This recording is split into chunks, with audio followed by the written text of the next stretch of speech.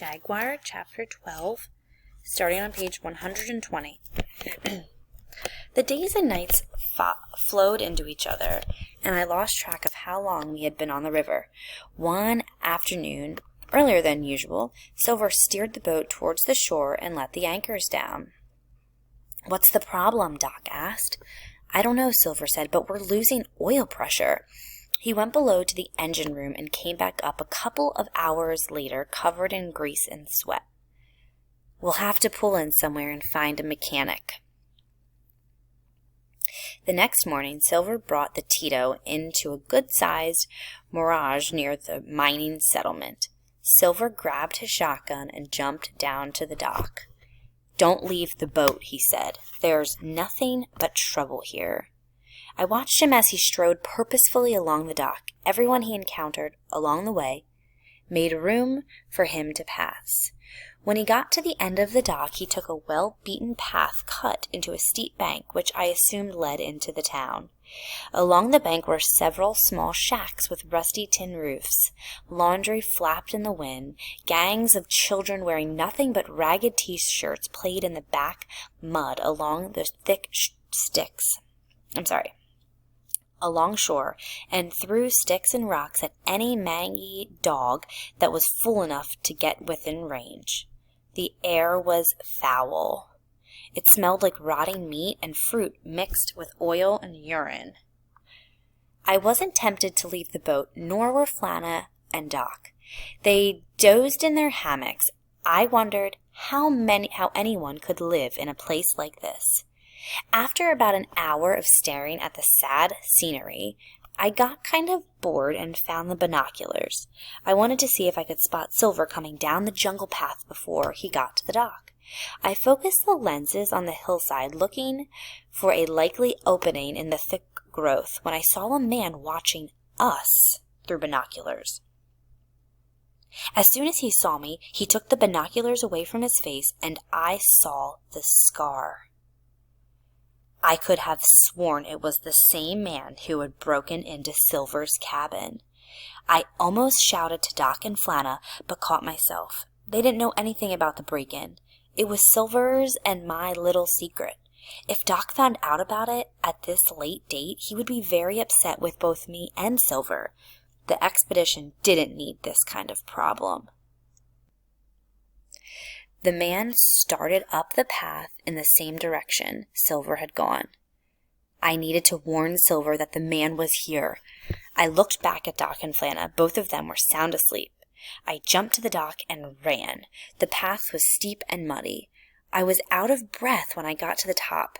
No sign of the man. I continued on, and half a mile later I got to the town. Nothing could have prepared me for what I saw. There were hundreds of men standing and trudging through deep, smelly mud. Most of them carried guns or machetes. There were no real streets, just dozens of shacks with narrow spaces between them. Silver was wrong. It wasn't like the Wild West. It was like another planet. I'd never be able to find Silver in a place like this.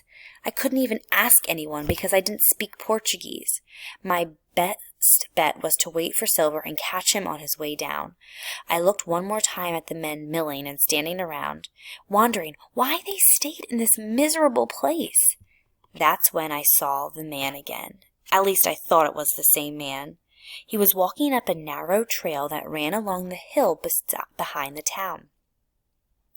I'd never catch him before he reached the top, but I might be able to get an idea of where he was going. I jogged over to the trail and started up. A constant string of exhausted-looking men passed me on their way down the path. They were completely covered with dried mud. What were they doing up there, I wondered. When I got to the top, I found out. The trail came to an end near the edge of a giant pit. The hole was 5 times the size of a football field and at least 300 feet deep. Hundreds of men swung picks and shoveled rocks from patches of ground measuring about 10 feet square. The rocks were put into large burlap bags. The men without shovels or picks hefted the bags into their shoulders, then waited in line to climb up a series of rickety ladders leading to the top of the pit. When they reached the top, they dumped their bags into wooden sluicy boxes, then climbed back down into their pit and started all over again. They were mining for gold, and each tiny patch of ground was claim.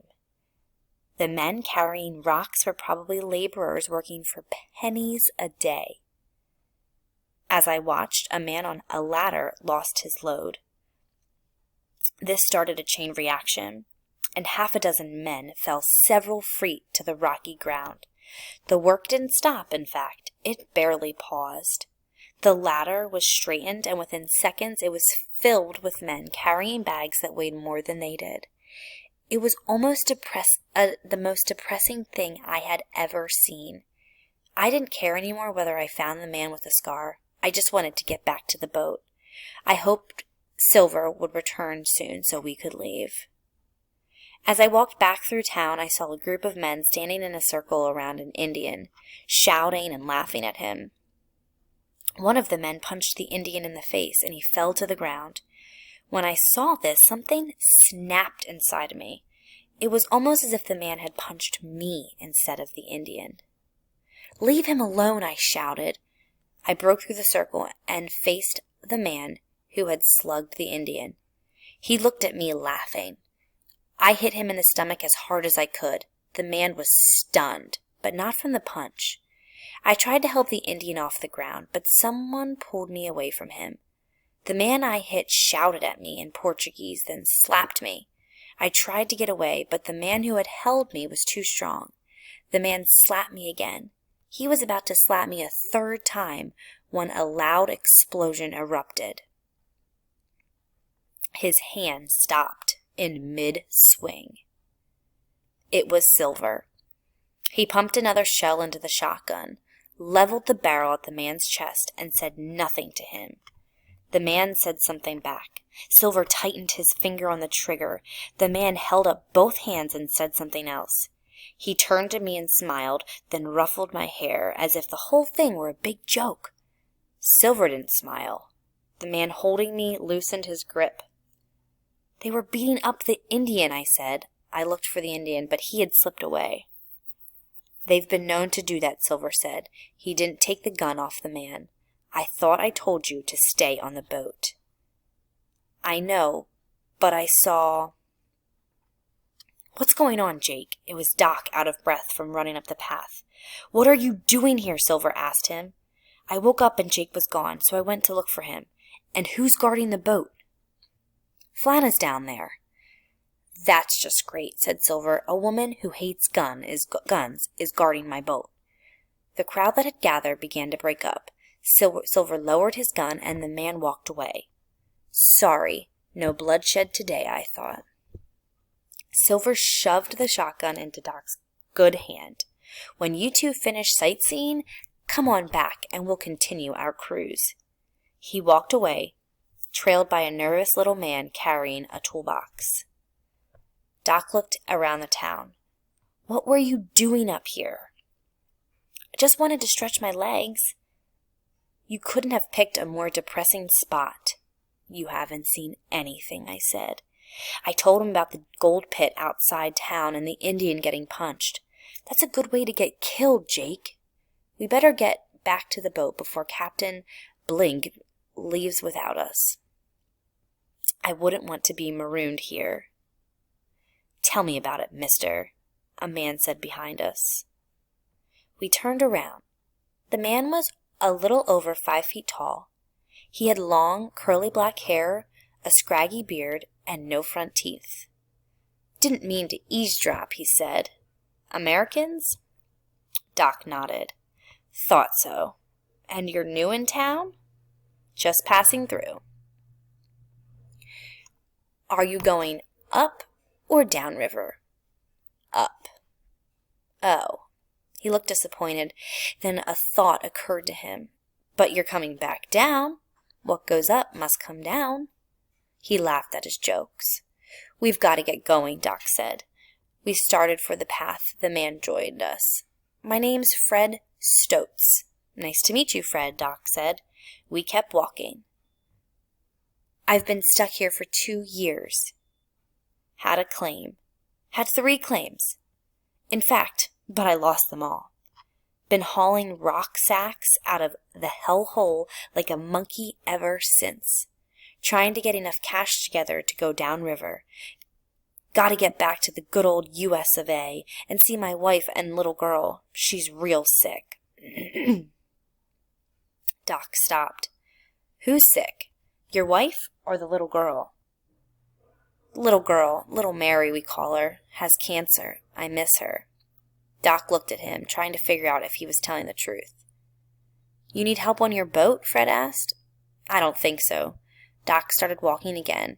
He didn't buy Fred's story, and neither did I. That was a real nice thing you done for Raoul, said to me. Who? The Indian. His name's Raoul. Oh. We got to the top of the trail.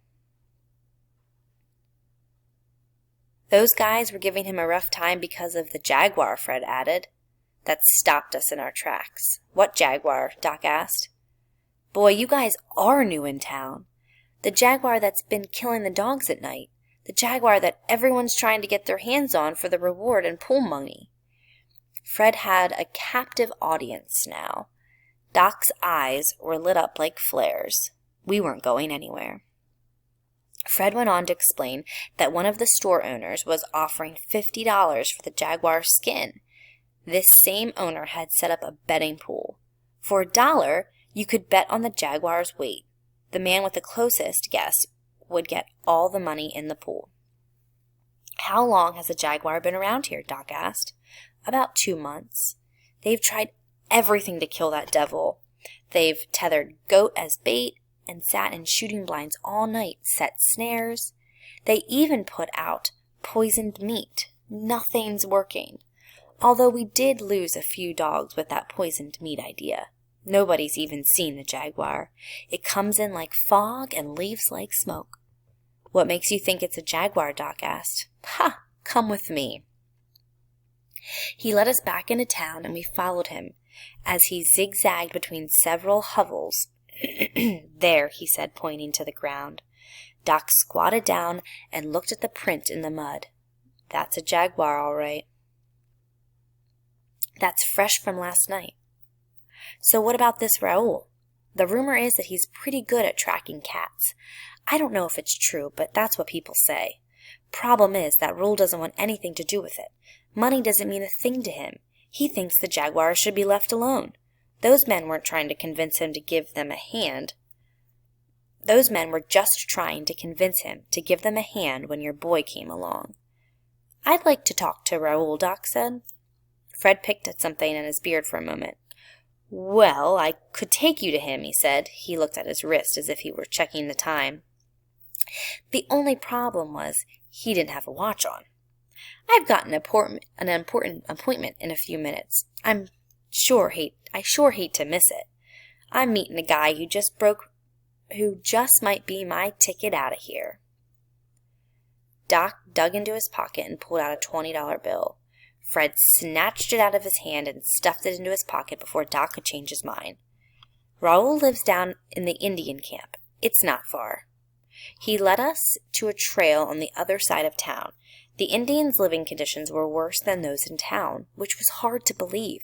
Despite the heat, people huddled near smoking fires to keep the insects away. Pot-bellied children ran around completely naked. I noticed ugly red scars on their legs and arms and asked Fred what they were. Piranha bites, he said. They don't eat you up, like in the movies. But they can sure take out a divot of flesh if they're hungry. Why don't these people live in town with everyone else? They have their own ways and we have ours. Living separate keeps the fights down. Somewhat.